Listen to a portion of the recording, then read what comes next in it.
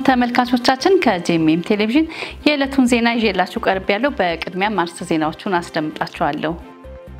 በመሰረተ ክርስቶስ ቤተክርስቲያን በአዳማና ዙሪያው ለሚገኙ ከ126 አጥቢያዎች ለመጡ 353 የሙሉ ጊዜ አገልጋዮችና የትዳር አጋሮቻቸው ሴሚናር ተካሄደ። ለህዝብ ተወካዮች ምክር ቤት የቀረበው የፌደራል መንግስት የ2018 በጀት ዓመት ረቂቅ በጀት 1.93 ትሪሊዮን ብር እንደሆነ ገንዘብ ሚኒስቴር አሳወቀ። ከውጪ በኦስትሪያ አንድ ግለሰብ በትምህርት ቤት ውስጥ በፈጸመው የጅምላ ጥቃት 11 ሰዎች መገደላቸው ተሰማ። በፔንቴኮስቴ እሁድ በመላው አሜሪካ የሚገኙ በሺዎች የሚቆጠሩ አማኞች በአሜሪካ ታሪክ ውስጥ ትልቁ በተባለ የጥምቀት ስነ ስርዓት በአንድነት መጠመቃቸው ተነገረ። ከዜናዎቹ ጋር አብሬያችሁ ቆይታ ማድረገው እኔ ቤቴል ታምራት ነኝ። ወደ ዝርዝር ዜናዎች አለፍኩኝ። በመሰረተ ክርስቶስ ቤተክርስቲያን በአዳማና ዙሪያው ለሚገኙ ከ126 አጥቢያዎች ለተወጣጡ 353 የሙሉ ጊዜ አገልጋዮችና የትዳር አጋሮቻቸው ሴሚናር ተካሄደ። በመሰረተ ክርስቶስ ቤተክርስቲያን አዳማና ዙሪያው ከሚገኙ 126 አጥቢያዎች ለመጡ 353 የሙሉ ጊዜ አገልጋዮችና ትዳር አጋሮቻቸው የተሰጠውን ዓመታዊ ሴሚናር በአዳማ ተገኝተው ያቀረቡት የመሰረተ ክርስቶስ ቤተክርስቲያን ፕሬዝዳንት መጋቢ ደሳለኝ አበበ ናቸው። የስኬታማነት ወሳኝ ተግባር በሚል ርዕስ የተካሄደው የሙሉ ቀን ሴሚናር ውጤታማ የሆነ የአጥቢያ ቤተክርስቲያን አመራር ለቤተክርስቲያን እድገት ያለው አስተዋጽኦ ላይ ትኩረት ያደረገ ሲሆን አገልጋዮቹ የእግዚአብሔርን መንግስት ለማስፋት ያሳዩት ተነሳሽነት በስልጠናው ወቅት ተንጸባርቋል። በተጨማሪም መጋቢ ደሳለኝ አበበ በመድረኩ የቤተክርስቲያኒቱን 5 ዓላማዎች በመግለጽ አብራርተዋል። መረጃው የመሰረተ ክርስቶስ ቤተክርስቲያን ነው። በተመሳሳይ ዜና ክርስቲያናዊ ጋብቻ በሚል ርዕስ የባለትዳሮች ስልጠና በመሰረተ ክርስቶስ ቤተክርስቲያን ፋሌ አጥቢያ ተካሂዷል። በመሰረተ ክርስቶስ ቤተክርስቲያን ፋሌ አጥቢያ 100 ለሚጠጉ ባለትዳሮች ክርስቲያናዊ ጋብቻ በሚል ርዕስ የእግዚአብሔርን ቃል ያስተማሩት የመሰረተ ክርስቶስ ቤተክርስቲያን ምክትል ፕሬዝዳንት መጋቢ ሰብረላ ከድር ናቸው። ግንቦት 30 እና ሰኔ 1 በአጥቢያዋ ለ2 ቀናት በተካሄደው የትምህርት ጊዜ የእግዚአብሔር ባርኮት በጉባኤው እንደነበረና ቅዱሳን መልካም ጊዜ ማሳለፋቸውን መናገራቸውን ከመሰረተ ክርስቶስ ቤተክርስቲያን ያገኘነው መረጃ ያሳያል። ሶስተኛው ሀገር አቀፍ የሃይማኖት ተቋማት ጉባኤ በባህር ዳር ከተማ መካሄድ ጀመረ። ሃይማኖቶች ለሰላም ለመከባበርና ለአብሮነት በሚል መሪ ቃልም በሚካሄደው በዚህ ሶስተኛው ሀገር አቀፍ የሃይማኖት ተቋማት ጉባኤ የክልሉ ርዕሰ መስተዳድር አቶ አረጋ ከበደ፣ የኢትዮጵያ ሃይማኖት ተቋማት ጉባኤ ጠቅላይ ጸሐፊ ቀሲስ ታጋይ ታደለን ጨምሮ ሌሎች በርካታ ተሳታፊዎች ተገኝተዋል። ሀገር አቀፍ ጉባኤውም በነገው ዕለት ቀጥሎ የሚካሄድ ሲሆን ጉባኤው ሰላምን ማጽናት ላይ ትኩረቱን አድርጎ እንደሚመክር ታውቋል። ለህዝብ ተወካዮች ምክር ቤት የቀረበው የፌደራል መንግስት የ2018 በጀት ዓመት ረቂቅ በጀት 1.93 ትሪሊዮን ብር እንደሆነ ገንዘብ ሚኒስቴር አሳወቀ። 1 ትሪሊዮን ብር ወይም 73 በመቶውን ከታክስ ገቢ ለማግኘት መታቀዱ ተሰምቷል።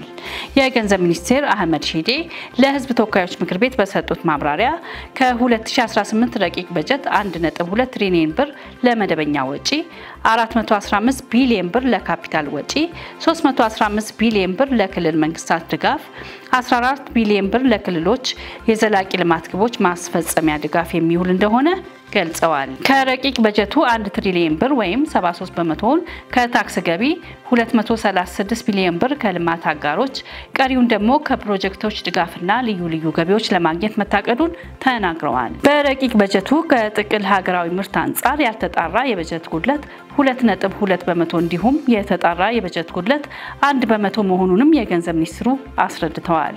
መንግስት የበጀት ጉድለቱን በቀጥታ ከብሔራዊ ባንክ ብድር በመውሰድ ሳይሆን በግምጃ ቤት ሰነድ ሽያጭ እንደሚሸፍን በ2018 በጀት ዓመት የ8.9 በመቶ የኢኮኖሚ እድገት እንደሚጠበቅ መናገራቸውን ብሔራዊ ቴሌቪዥን ዘግቧል። ተመልካቾች ዜናዎቻችን እንደቀጠሉ ይገኛሉ። አሁን ደግሞ ከውጭ ወዳገኘናቸው አለፍኩኝ። የፍልስጤም ፕሬዝዳንት ማህሙድ አባስ ሐማስ ትጥቅ እንዲፈታ ጥሪ አቀረበ። የፍልስጤም ፕሬዝዳንት ማህሙድ አባስ ሐማስ ትጥቅ እንዲፈታና ፍልስጤምን ህዝብ ለመጠበቅ ዓለም አቀፍ ኃይሎች እንዲሰማሩ ጥሪ አቅርበዋል። ዳንኤል አንተነ ዝርዝር አለው። አባስ ለፈረንሳዩ ፕሬዝዳንት ኢማኑኤል ማክሮንና ለሳውዲ አረቢያው አልጋ ወራሽ መሐመድ ቢን ሳልማን በላኩት ደብዳቤ በጋዛ ያለው ጦርነት ለማስቆምና በመካከለኛው ምስራቅ ሰላምን ለማምጣት መወሰድ አለባቸው ብለው የሚያምኗቸውን ዋና ዋና ሐሳቦችም አንስተዋል። በደብዳቤያቸውም ሐማስ ከዚህ በኋላ ጋዛን አይገዛም፣ የጦር መሳሪያዎቹንና ወታደራዊ አቅሙን ለፍልስጤም የጸጥታ ኃይሎች ማስረከብ አለበት ሲሉም ማስፈራቸውን ፍራንስ 24 ዘግቧል። የአረብ ሀገራትና ዓለም አቀፍ ኃይሎች በተባበሩት መንግስታት የጸጥታው ምክር ቤት ተልዕኮ ስር በፍልስጤም እንዲሰማሩ ለመጋበዝ ዝግጁ መሆናቸውንም አባስ አስታውቀዋል። ፕሬዝዳንቱ በደብዳቤያቸው በአንድ ዓመት ጊዜ ውስጥ በዓለም አቀፍ ደረጃ ቁጥጥር የሚደረግበት የፍልስጤም ፕሬዝዳንታዊና አጠቃላይ ምርጫን ለማካሄድ ቁርጠኛ መሆናቸውንም ገልጸዋል። የፍልስጤም መንግስት በግዛቱ ላይ ብቸኛ ጸጥታ አስከባሪ መሆን አለበት ያሉት አባስ ነገር ግን ወታደራዊነት አገዛዝ የሰፈነበት መንግስት የመመስረት ሐሳብ እንደሌላቸውም አስታውቀዋል። ኢማኑኤል ማክሮን በበኩላቸው ፈረንሳይ ለፍልስጤም መንግስት እውቅና ለመስጠት ፍላጎት እንዳላት መናገራቸው የሚታወስ ነው። በቅድመ ሁኔታ ግን ሐማስ ትጥቅ መፍታት እንዳለባትና ተጨማሪ ቅድመ ሁኔታዎች መሟላት እንዳለባቸው መናገራቸውም አይዘነጋም። በያዝነው ሰኔ ወር ውስጥ የፈረንሳዩ ፕሬዝዳንት ኢማኑኤል ማክሮንና የሳውዲ አረቢያው አልጋ ወራሽ መሐመድ ቢን ሳልማን በጋራ የሚመሩት የፍልስጤምና የእስራኤል መንግስታት ግጭት አፈታት ላይ ያተኮረ ውይይት ይካሄዳል። የአውሮፓ ህብረት የህብረቱን የባህር ዳርቻዎች ብዝሃ ህይወት ለመጠበቅ ያለመ የውቅያኖስ ስምምነት ይፋ አደረገ። የአውሮፓ ህብረት የአውሮፓውያን የባህር ዳርቻዎችና በባህር ውስጥ እንዲሁም በዙሪያው ያለውን ብዝሃ ህይወት ለመጠበቅ አዲስ የውቅያኖስ ስምምነት መፈራረሙን አስታውቋል።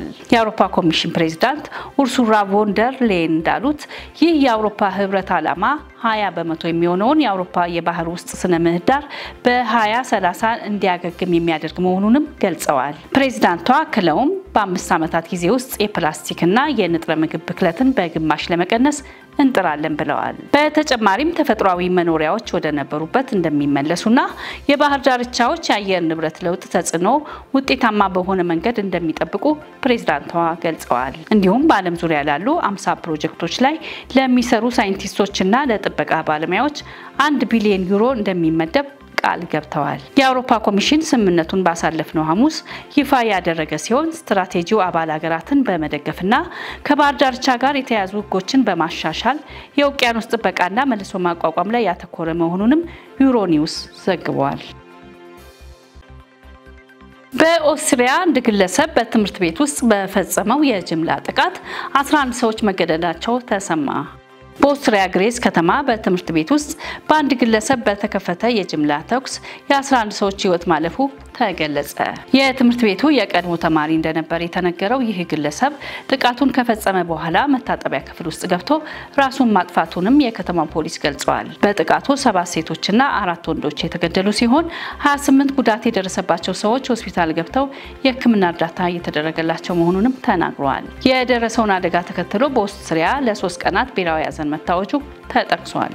የአደጋው መንስኤ እስኪጣራ ድረስ ትምህርት ቤቱ ተዘግቶ እንደሚቆይ የኦስትሪያ ትምህርት ሚኒስትር ክሪስቶፈር ዌደርኬር መግለጻቸውን ቢቢሲ ዘግቧል።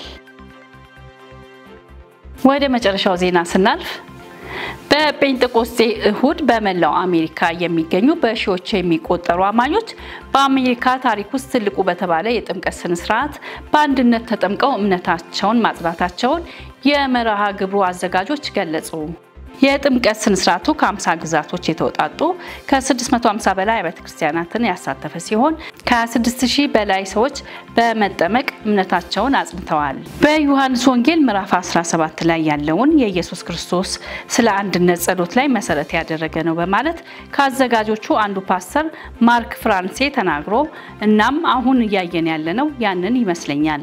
ሁላችንም በአንድነት ይህን የውሃ ጥምቀት አድርገናል ብለዋል። ዝግጅቱ በካሊፎርኒያ ጥምቀት በሚል ከ2 ዓመት በፊት የተጀመረ ሲሆን ከ4000 በላይ ሰዎች ተሳትፈውበት ነበር። ይህ ቁጥር ባለፈው ዓመት ከ6000 በላይ ሲደርስ በዚህ ዓመት ደግሞ ከ26000 በላይ ሰዎች በመጠመቅ በታሪክ ትልቁ ቁጥር ሆኗል። የዘንድሮ ዓመት ጥምቀቱ የተከናወነበት የፒሬትኮቭ የባህር ዳርቻ ታዋቂው ሰባኪ ፓስተር ቸክ ስሚዝ በ1970ዎቹ የኢየሱስ እንቅስቃሴ በተባለ የወንጌል እንቅስቃሴ በማድረግ በርካቶች የተጠመቁበት ስፍራ በመሆኑ መንፈሳዊ ትስስር እንዳለውና ይህም በ2023 በተሰራው በኢየሱስ አብዮት ፊልም ላይ እንደተገለጸ ሲቢኤን ዘግቧል።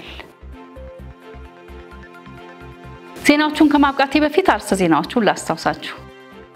በመሰረተ ክርስቶስ ቤተክርስቲያን በአዳማና ዙሪያው ለሚገኙ ከ126 አጥቢያዎች ለመጡ 353 የሙሉ ጊዜ አገልጋዮችና የትዳር አጋሮቻቸው ሴሚናር ተካሄደ።